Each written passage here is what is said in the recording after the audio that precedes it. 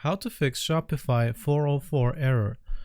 Well, this may occur when, for example, if I click on one of the pages here like catalog, and if my link is not entered correctly, this will, instead of showing me my catalog page, it will show that there's an error like 404, that the page is not found.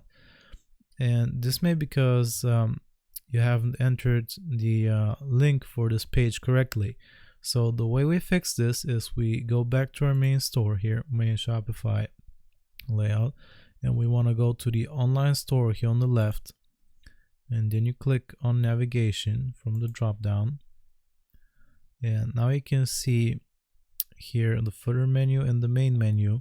In this case, I want to go to main menu, and let's say the problem was with catalog, so I just go to edit, and in order to fix this, I just remove this, and I make sure I type in the correct, or just paste in the correct link, and that way it will find its correct way and the page will be found. So once you do that, you click on apply changes, and that should solve the problem.